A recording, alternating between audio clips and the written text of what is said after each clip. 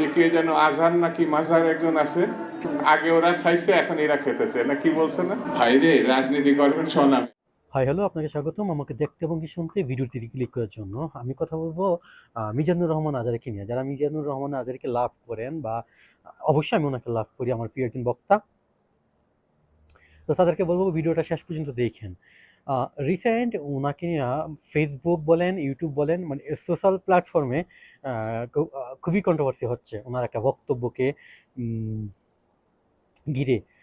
যশোর কোনো একটা মাহফিলে ওয়াজ মাহফিলে উনি এরকম একটা বক্তব্য দিয়েছিলেন যে একদল খেয়ে গেছে আরেকদল খাওয়ার জন্য উইঠা পড়ে আছে বা রেডি হয়ে আছে বা কি এই টাইপ কিছু একটা মন্তব্য করছেন। তো এইটা নিয়ে বিএনপির যারা নেতাকর্মী আছে, যারা বিএনপির সাপোর্টার, তারা এটা নিয়ে অনেক টাইপ কথাবার্তা বলছে এ পর্যন্ত। ওনাকে আজারি নাকি মাজারি টাইপ কিছু একটা, বিএনপি খুব বড় একজন, খুব নামি দামি একজন নেতা এই টাইপ মন্তব্য করছে। তো এটা নিয়ে দুইটা পক্ষ হয়ে গেছে অলরেডি। আজারি হুজুরের পক্ষ একটা, বিএনপির পক্ষ একটা, দুই টাইপ কথাবার্তা বা কন্ট্রোভার্সি হচ্ছে। মিজানুর রহমান আজারি উনি ওয়াজ মাহফিলে আগে যখন স্বৈরাচারী সরকার ক্ষমতায় ছিল তখন পর্যন্ত যখন উনি ওনার কিছু কিছু ওয়াজে রাজনৈতিক বক্তব্য দিত বা কিছু একটা বলার চেষ্টা করত বা ইঙ্গিত দিত, ওইটা বুঝতে পেরে শেখ হাসিনা সরকার তার উপর ব্যবস্থা নেওয়ার আগেই মিজানুর রহমান আজারি দেশ ছেড়েছেন, মালয়েশিয়াতে চলে আসছেন। উনি হয়তো বুঝতে পারছে শেষ অবধি পর্যন্ত যে আমি যেটাই বক্তব্য দিচ্ছি আমাকে কোনো না কোনোভাবে কোনো না কোনো একটা মামলায় বা কোনো না কোনোভাবে ফাঁসানো হবে বা আমাকে সেম ৮-১০টা বাকি আরও অনেক হুজুরকেই জেলে নিছে এই সরকার, আমাকেও ভিতরে ঢুকানো হবে। তো উনি অবশ্যই অনেক ট্যালেন্ট মাশাআল্লাহ, উনি বুঝতে পেরে উনি মালয়েশিয়া চলে আসছে। তারপর উনি আর বাংলাদেশে যেতে পারেনি। শেখ হাসিনা সরকার যতদিন ছিল ক্ষমতায়, শেখ হাসিনা সরকার স্বৈরাচারী সরকার দেশ ছেড়ে পালাইলো, মিজানুর রহমান আজারি হুজুর বাংলাদেশে গেল। রিসেন্ট উনি ওয়াজ মাহফিল করতেছেন। উনার বিশাল লিস্ট, উনার ওয়াজ মাহফিলে অনেক পাবলিক বা জনগণ হয়, এটা একটা ভালো দিক। তো জামাত ইসলাম তাদের পূর্ব রাজনীতি যদি আপনি ইতিহাস তাদের ঘাটেন, তারা লুকোচুরিভাবে তারা এইটা রাজনীতিটা করতে পছন্দ করে। তারা প্রকাশ্যে কোনো কিছু না করে তারা লুকোচুরিভাবে অ্যাকশনে যায় বা আঘাত করে বা যাই কিছু করে তারা অগোচরে লুকোচুরিভাবে লুকিয়ে সবকিছু করার চেষ্টা করে। রিসেন্ট জামাতের অনেক কর্মী বেশি উঠছে, তারা একটা সময় ছাত্রলীগ করত। ছাত্রলীগের ভিতরেই লুকায় ছিল জামাত শিবিরের লোক। তো এই ব্যাপারটা আজকে না, তারা বা রাজনীতির শুরুর দিক থেকেই এরকম অনেক এজেন্ডা আছে, জামাতে ইসলামের অনেক এজেন্ডা আছে, তারা প্রকাশ্যে অনেক কিছুই বলে, বাট জামাতের পক্ষ নিয়ে বলে, বাট তারা দাবি করে না বা তারা স্বীকার করে না যে আমরা জামাতের এজেন্ট বা আমি জামাতের দলীয়ভাবে আমি তাদেরকে সাপোর্ট করি, একটা দল হিসেবে সাপোর্ট করি, এই জিনিসটা তারা স্বীকার করে না। তো যে অর্থে মিজানুর রহমান আজারি যে বক্তব্য দিছে, তার ইদানিংকালে যে বক্তব্যগুলা, অবশ্যই এগুলা রাজনৈতিক বক্তব্য। একটা ওয়াজ মাহফিলে প্যান্ডেল টানানো থেকে শুরু করে ওনাকে ইনভাইট করা হয়, আমার মনে হয় না রাজনীতি বক্তব্য দেওয়ার জন্য ওনাকে ইনভাইট করা হয়। ইভেন যদি মিজানুর রহমান আজারি সাহেব এখন বলে ফেলেন যে উনি রাজনীতির মতাদর্শী বা যাই হোক কোনো একটা রাজনৈতিক দলের আন্ডারে আছে বা জামাত ইসলামের আন্ডারে আছে, তখন দেখা যাবে কি রাজনীতির যেই বক্তৃতাগুলা উনি প্রকাশ্যে এভাবে মাহফিলে দিতে পারবে না, ওই প্ল্যাটফর্মটা সে কাজে লাগাতে পারবে না। এটা জামাতের একটা চাল, ঠিক আছে? জামাত ইসলামের এখন বর্তমান তাদের রাজনীতির যে প্রচারণা বা রাজনীতির মাঠ জাগানোর যেই সিস্টেমটা খুব সুন্দর। কিভাবে সুন্দর? তারা ওয়াজ মাহফিলে গিয়ে তাদের নেতাকর্মীদের পরিচয় করে দিয়ে আসে, আপনাদেরকে দিয়ে গেলাম, আপনারা ভোট দিবেন, আমাদেরকে সুযোগ দিলে বোরকা বাধ্যতামূলক করতে হবে, এরকম কোনো কিছু না। যাই হোক, যেই কোনোভাবে হোক যেভাবে হোক তাদেরকে ক্ষমতায় আসতে হবে। এই ক্ষমতায় আসার জন্য তাদেরকে যাবতীয় যা কিছু বলা দরকার এখন এই মুহূর্তে তারা তাই কিছু বলতেছে এবং কি করবে। তবে এখানে আমার মেইন প্রবলেম যেটা, আমার প্রবলেম না, আই থিঙ্ক আমাদের সাধারণ জনগণ যারা সাধারণ পাবলিক আছে তার প্রবলেম যেটা, আপনারা যে মাহফিলে স্টেজগুলাকে রাজনীতির মাঠ বানাচ্ছেন, বক্তৃতা একটা মঞ্চ বানাচ্ছেন, এটা আসলে কতটা যৌক্তিক?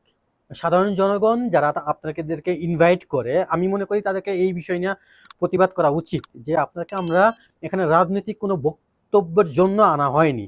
আপনি উস্কানিমূলক কোনো একটা দলকে বা কোনো একটা জাতিকে, গোষ্ঠীকে কোনো কিছু একটা মন্তব্য করবেন, এই জন্য আপনাকে এখানে ইনভাইট করা হয়নি। এটা আমাদেরকে আমাদেরকে বলতে হবে, আমাদেরকে তাদের ধরতে হবে, ইভেন আমাদেরকেই তাদের এই জায়গা থেকে স্টপ রাখতে হবে।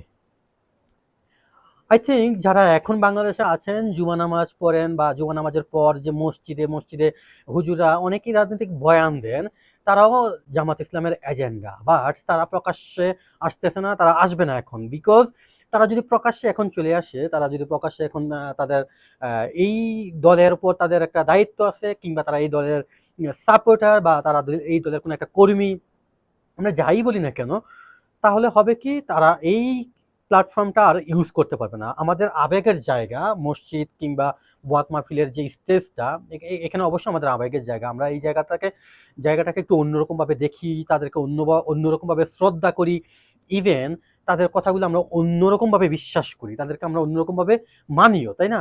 তো এই প্ল্যাটফর্মটা ধরে রাখার জন্য তারা এখন প্রকাশ্যে আসবে না। মিজানুর রহমান আজারি টুডে ওর টুমরো, হ্যাঁ, সে নির্বাচনের আগে হোক, 2-3 দিন আগে হোক, যখনই হোক, প্রকাশ্যে আসবে উনি জামাতের এজেন্ডা।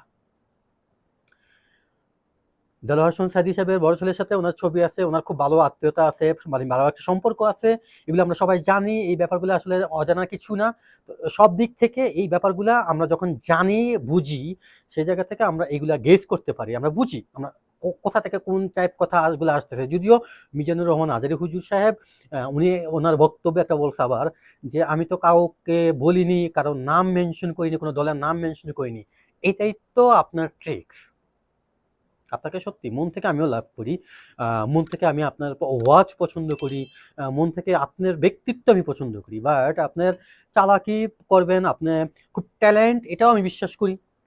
আর আপনি এখন যেই কথাটা ঘুরাচ্ছেন বা যেভাবেই যা কিছু বলতেছেন, এগুলো আসলে ছোট বাচ্চারাও বুঝে। সো আপনি আপনার জায়গা থেকে, আমার মনে হয় ওনাদের জায়গা থেকে কখনো এগুলা ঠিকঠাক করে কোনো কিছু বলবে না। আপনারা যারা ওনাদেরকে ইনভাইট করেন, কিংবা আপনার পাড়া মহল্লায় যে মসজিদে আপনার ইমাম রাখছেন, তারা যদি এই মসজিদে কিংবা ওয়াজ মাহফিলের স্টেজে রাজনৈতিক কোনো বক্তব্য রাখে, তাদেরকে তো ওইখানেই স্টপ করেন, তাদেরকে ওইখানেই থামান। তা না হলে হবে কি, এই আমাদের যে ওয়াজ মাহফিল, ইসলামিক যে চর্চাটা, ইসলামের যে দাওয়াতটা, সেই দাওয়াতের পরিবর্তে আপনারা রাজনৈতিক মতামত কিংবা রাজনৈতিক বক্তব্য, রাজনৈতিক যেই কন্দল, যেই প্রতিহিংসার রাজনীতি বা সবকিছু, রাজনীতি বলতে আসলে কি বাংলাদেশের প্রেক্ষাপটে ভালো কিছুই না। সাধারণ জনগণ, আমার মতো যারা মধ্যবিত্ত কিংবা একদম নিম্নবিত্ত, তারা কখনোই রাজনীতি দল বা রাজনীতির কোনো দলকে বা রাজনীতির ব্যাপারটা ভালো চোখে দেখে না, ভালো কিছু মনে করে না। দুর্নীতি, চুরি বাটপারি সবকিছু এই রাজনীতিতেই হবে, সিন্ডিকেট A to Z। তো যেহেতু সাধারণ জনগণ, সাধারণ পাবলিক এটাকে ভালো চোখে দেখে না, ভালোভাবে নেয় না, তো সেই অর্থে ওয়াজ মাহফিল বা এই নামাজের জায়গা মসজিদ, এই জায়গাগুলোতে গুলা থেকে রাজনৈতিক যে বক্তব্যগুলা বা রাজনৈতিক যে কথা, দেশ নিয়ে কিংবা দেশের রাজনীতি নিয়ে তাদের মতামত প্রকাশের জায়গাটা এখান থেকে ক্লোজ করতে হবে, স্টপ করতে হবে। অবশ্যই তাদেরকে আপনি জিজ্ঞেস করবেন যে আপনি কেন এগুলো বলতেছেন, তখন সে বলবে আমি একজন দেশের বাংলাদেশের নাগরিক, আমি বলতেই পারি। তখন আপনার প্রশ্ন থাকবে তার প্রতি, আপনি দেশের নাগরিক, ওকে ফাইন, আমি একজন দেশের নাগরিক, আপনাকে মসজিদে রাখা হয়েছে, আপনি নামাজ পড়বেন, ইসলামের দাওয়াত দিবেন, খুতবা পড়াবেন, বাকি আসে এই ইসলাম জনিত যত কিছু যা আছে, দেশ নিয়ে বক্তব্য, দেশের রাজনীতি নিয়ে বক্তব্য, কোনো দলের কোনো জাতি গোষ্ঠী নিয়ে আপনি বক্তব্য দিবেন, সেটা আপনার আরেকটা প্ল্যাটফর্ম নিতে হবে। আপনি কোনো একটা রাজনীতিতে যেতে হবে, ওই রাজনীতির স্টেজ প্ল্যাটফর্মে গিয়ে এই টাইপ মন্তব্য আপনাকে করতে হবে। এটা এখানে না, ওয়াজ মাহফিলের স্টেজে না। এই ব্যাপারগুলো আপনাদেরকে দেখতে হবে, আপনাদেরকে এই ব্যাপারগুলো নিয়ে তাদের সাথে কথা বলতে হবে, বসতে হবে। সো এছাড়া কোনো উপায় নাই। কারণ প্রত্যেকটা জায়গায় রাজনীতি ঢুকছে, ছাত্র রাজনীতি থেকে শুরু করে শ্রমিক লীগ, যাই হোক অনেক ক্ষেত্রেই রাজনীতি ঢুকছে। আমি ব্যক্তিগতভাবে আমি কখনো চাই না আমাদের ইসলাম চর্চার ক্ষেত্রে মসজিদ কিংবা ওয়াজ মাহফিল এইসব জায়গাতে রাজনীতিটা ঢুকুক বা রাজনীতির কোনো বক্তব্য আসুক। জামাতের আমির কিংবা জামাত ইসলামের লোক, প্রত্যেকটা কর্মীরা, নেতাকর্মীরা খুবই চালাক। তারা এখন ঠিক বর্তমানে এই জায়গাগুলো তারা ইউজ করতেছে তাদের রাজনীতি প্রচারণার জন্য, রাজনীতি মাঠে তাদের সক্রিয়তা বা তাদের উপস্থিতি জানান দেওয়ার জন্য এই মাঠগুলো, এই প্ল্যাটফর্মগুলো ইউজ করতেছে তারা। তো এখান থেকে তাদেরকে থামাতে হবে, থামানো উচিত আমি মনে করি। সো ভিডিওটা বেশি বড় করবো না, ঠিক আজকে এই পর্যন্তই।